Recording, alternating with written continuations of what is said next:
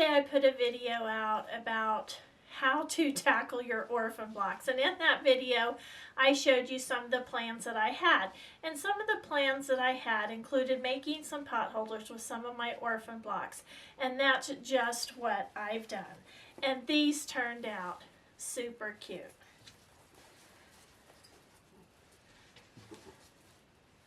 I was needing some new pot holders in the kitchen, so this was a great use of my orphan blocks. This was a fun project to do. I was able to get a little creative. I was able to use lots of my scraps, and it turned out some pretty cute little pot holders. So let's get started and let me show you how I did it. The first thing I did is I thought about turning some of my orphan blocks into pot holders was I went and got some pot holders out of my pot holder drawer. And because I wanted to pick my favorite ones, and I wanted to see kind of what size they were. You can see how rough these look. I've got holes in them. I've really used these. Now, I have to say, I don't really know what the hook's for on pot holders. I've never used a hook. When I'm done with my pot holders, I toss them in a drawer that's designated to hold my pot holders. But I wanted to see what size they were. This is 6 by 8. These are two rectangular shape, and this side is size 8. So I know that as I'm working with my blocks, I want them to be at least this size as a finished size, and it's going to be okay with me if they're a little bit bigger, but that's how I determine what size I want my pot holders to be. The next thing I did was to pick the orphan blocks I wanted to use. Now, in my video earlier this week, I told you that I was going to use these for my little stunted carrot, and then I went and pulled these out of my mug rug box. I wondered if I had any orphan blocks left in there, and I did have these too, so I decided to go ahead and use both of these to make a couple of more pot holders. After I decided which pot holders I wanted to use, I went to my scrap bins. And I just started playing around with different fabrics and different options to increase this to the size that I wanted. Now for this one, I just used this red and white little bits of scrap that I have, but I think that looks pretty good. Now this is greater than 8 by 8, but by the time I quilt it and all, it will be smaller because I'll quilt it and then I'll trim it down. But this is going to be one of them, and all I did was I sewed the sides on, and then I sewed the outer pieces on. And red's my favorite color, so this is going to, I think, be a great pot holder. Now, I was a little hesitant to use the white fabric because they are pot holders, but then I thought, oh well, it's not going to matter. Why use dark fabrics that aren't my favorites anymore to make a pot holder? So this is what I've selected. And I'm not going to be afraid to use white simply because it's a pot holder. So I want to show you what I'm going to do with these. Now these right here, I'm simply going to sew these together.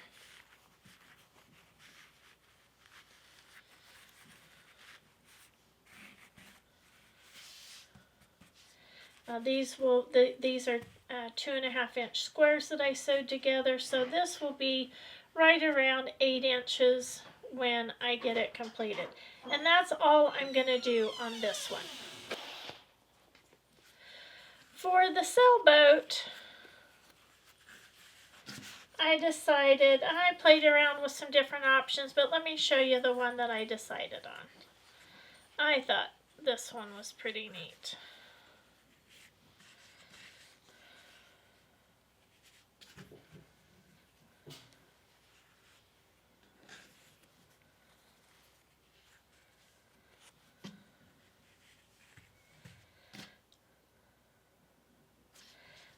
that one's going to be pretty cute too. And again, there's white, but I'm not going to be afraid to use it because I think I'm really going to enjoy using these little pot holders. And all I'll do here are sew the sides together, sew these together, and these together, and then I'll sew this whole piece onto here and that whole piece onto there. Now, my little stunted carrot, let me show you what I decided to do with it. Okay, so I'm going to add a top and a bottom. Okay, so for my little stunted carrot, I'm going to expand this just a little bit. I want to make a little bit more of a white border there to kind of let it stand out. Then I'm just going to add some additional borders.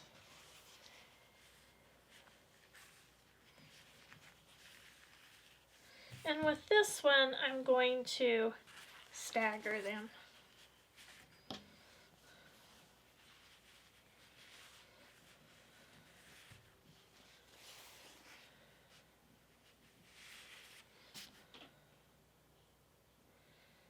I think this is going to be, whoops. It's going to have to go up a little bit. Well, actually, this is going to have to be over here. That's not going to be long enough otherwise. This one will have to go here. If I want to stagger them like that. And this one will go across the top. Now for the bindings, you could do this without using a binding, but I don't mind putting bindings on things, and I'm going to go ahead and add a binding to my pot holders.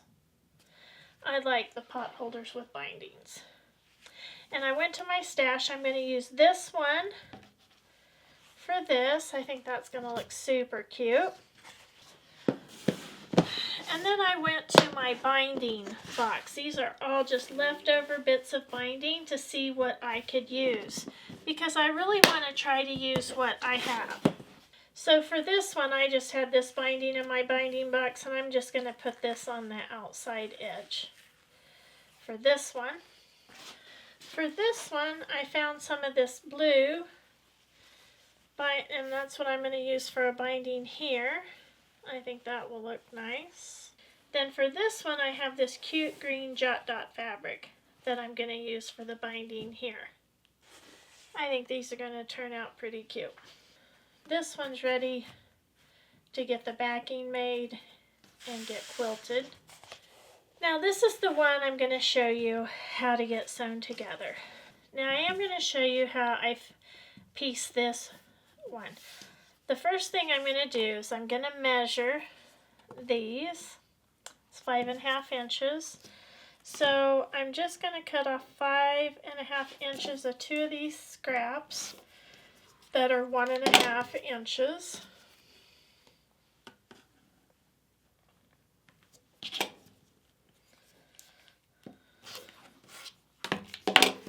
I'm going to sew these on the sides and press them open.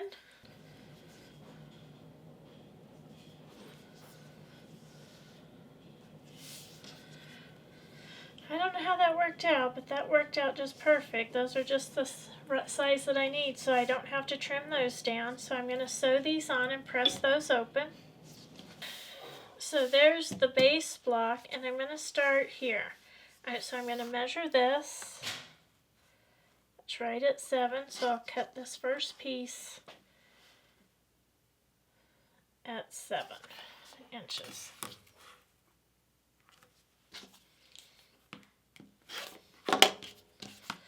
I'm just going to take that and I'm just going to sew that on.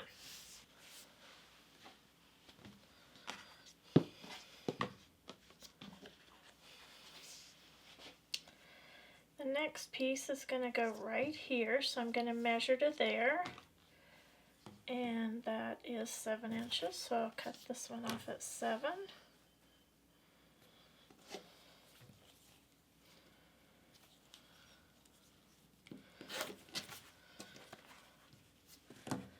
Boy, that's hard to see on that blue fabric on that blue mat is hard to see.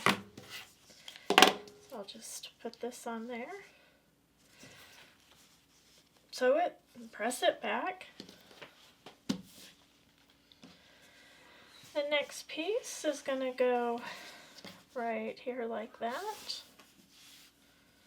So I'll just measure this since I added that other piece. And that measures 8 3/4. So I'll cut this 8 3/4.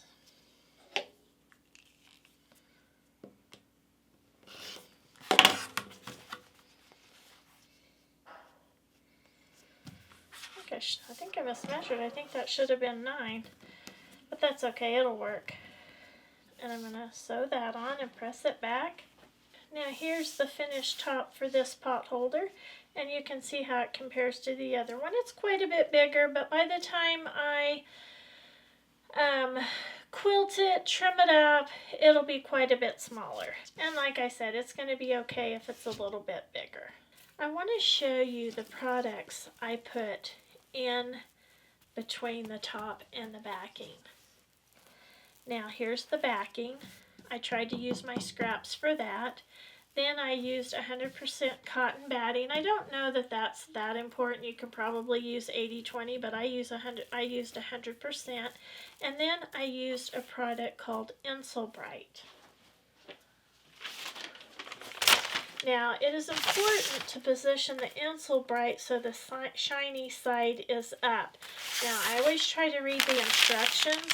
And here it says the shiny side of your Insulbright should always face the hot or cold item, allowing it to reflect the energy back to its source. So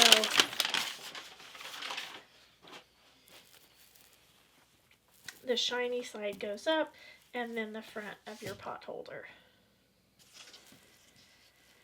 And now I just have to base these and then quilt them and put the bindings on. But I wanted to show you how these turned out. I really like the red, and I just used a scrap piece that I had. This one is super cute. Again, I used a scrap piece.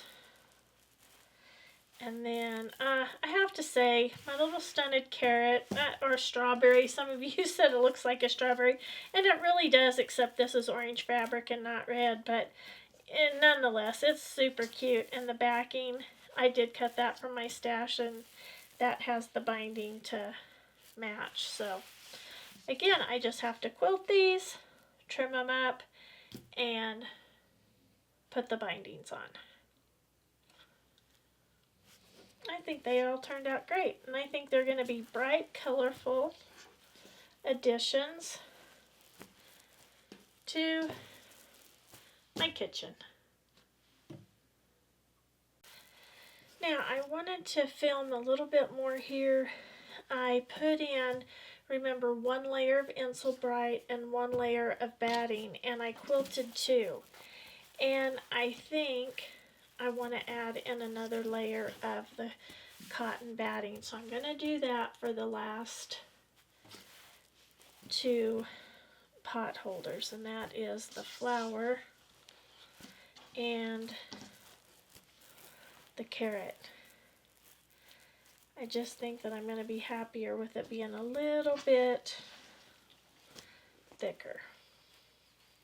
Okay, I just finished quilting this one that had the 2 layers of batting and the 1 layer of Insulbright, and I have to say, I like it better than these thinner ones. I think the thinner ones will provide plenty of protection, but I really do like the thicker one better. And I love the straight line quilting because I like the texture that it gives. So I think I'm going to do this one using straight line quilting. So I got these finished. I got these done quilting these, and I really do like the straight line quilting really well. And I like the addition of the second layer of batting. Now these, I really like this quilting that I did here. That really looks neat. That looks like a pot holder. And I really like these 2-inch squares. This would be a great project for using the mini charms. That would make really nice pot holders in the diagonal quilting. I didn't draw lines, I just used my walking foot to help guide me. But I do like the thicker batting. Alright, now the last step is to bind them. Now this one's kind of a strange size, but I love this one. That is my favorite. I have all of them quilted, all of them finished, and I just wanted to show you again. Now here's one. This one has 1 layer of the Insul Bright, 2 layers of the batting, and I really prefer the thicker. I like that thicker feel. You can see the backing. I just did straight line quilting. Pretty cute. This one just had 1 layer of each, and it turned out okay, but I really think that I like the thicker ones better. Now this one I really like, and you can make lots of different Christmas gifts for that. And then this is the three layers, 2 of the batting and 1 of the Insul Bright, and this just turned out super cute. My little stunted carrot, or as many of you think a strawberry. Either way, it turned out great, and it's going in my kitchen. I wanted to be sure to share with you some important points to remember. Number 1, this is a great and useful way to use your Orphan blocks, and these will make great gifts for Christmas, so you can get ahead on your gift giving for December. Since I was making those for our family, I went and got my favorite ones from my pot holder drawer, and I made them at least this size or slightly bigger. So you may want to check your hot pad drawer and see which ones you like the best, what size you like the best. Now this isn't just a great way to use your fabric scraps, it's also a great way to use your batting scraps, or if you have some leftover Insul Bright.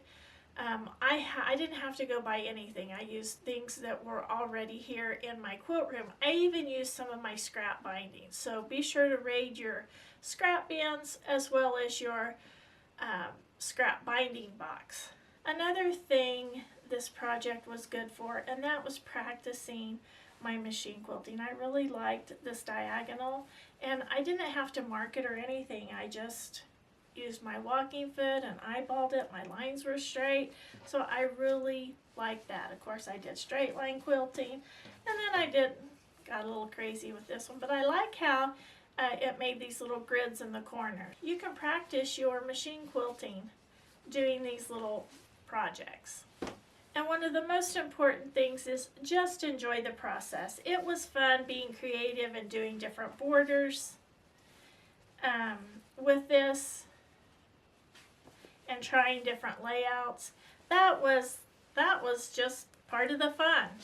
Now tell me in the comments below if you use your Orphan blocks to make pot holders. Do you give them as gifts? Do you give them as gifts, or do you use them in your own home? Please be sure to like, subscribe, and share. Leave a comment for me in the comments below. I love to get those comments. And until next time, have fun quilting.